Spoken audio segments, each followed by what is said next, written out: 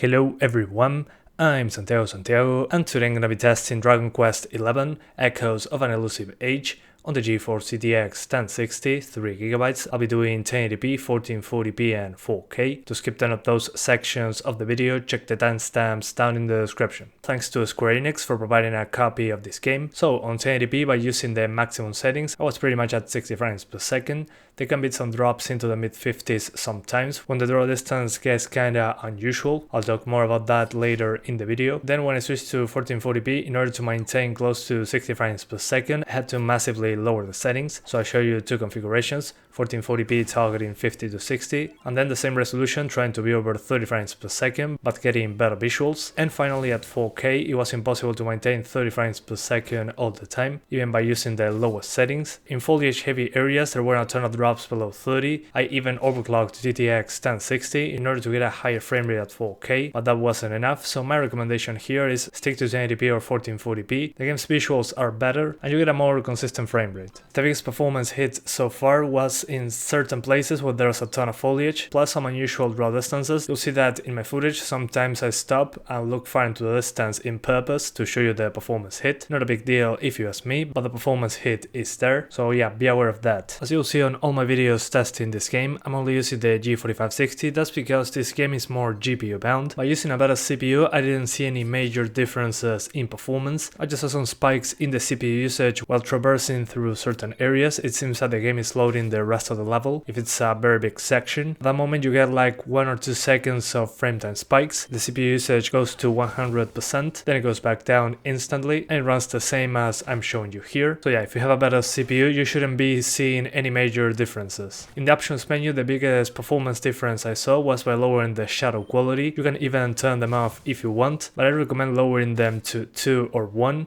if you're getting performance issues in big areas. This affects the shadow resolution, distance and amount. By lowering it to 2, it already destroys the draw distance of the shadows. In some areas you can see that the shadows are being generated a few meters in front of your character, which really destroys the visuals of the game if you ask me, but it's a massive FPS boost in many cases. Then the post-processing quality, by directly turning that off you get a decent FPS boost, but again this greatly affects the visuals of the game. By turning this option off, the colors look very washed out and there's no ambient occlusion. Mainly the color is what makes it look the worst in that case, but you get a decent FPS boost if you're trying to get higher frame rates. And then on the anti-aliasing quality, I didn't see much of a difference between 1 and the highest. The biggest difference was when it was turned off or turned on, so I recommend you play a little bit with that. From 1 to the highest, there wasn't a huge performance difference, maybe 1 or 2 frames. But yeah, that's pretty much the options menu. I highly recommend you use vsync, but from the NVIDIA control panel, the adaptive vsync. That's because the vsync in this game is very aggressive, so if you're close to maximum GPU usage, sometimes the game can stutter a little bit. Just use the NVIDIA control panel for that. And unfortunately, the game is capped at 60 frames per second. You can control the frame rate target in the options menu. So the usual options for Unreal Engine 4 games, shadows and post-processing are the biggest impacts, but in this case usually destroy the aesthetics of the game. Personally, I don't think you need to play this at 60 frames per second. This game is turn-based, so you're not actually doing precise aiming or doing very fast battles like on a Dark Souls game. So in this case, between 30 and 60 I don't really mind too much. So in my opinion, just crank up the settings, enable vsync, so you get the best visuals. And that's pretty much my opinion on the matter. Anyway guys, that's pretty much it. I hope you keep enjoying the video. Thanks for watching and see you next time.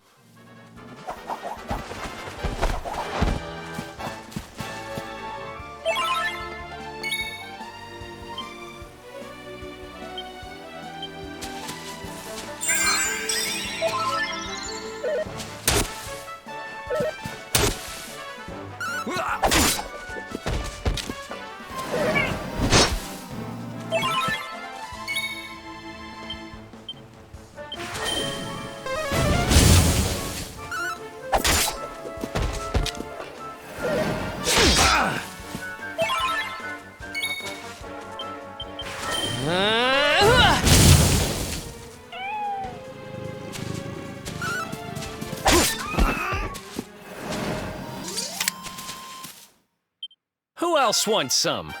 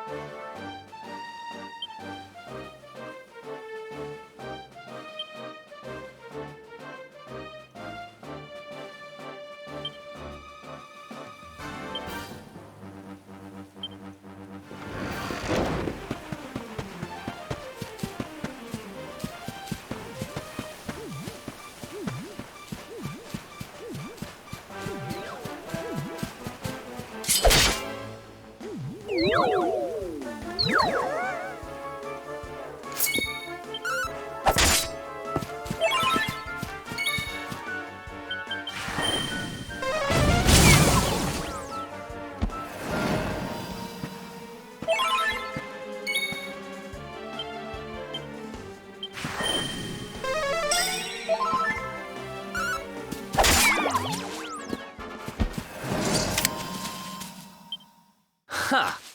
Easy. Nice.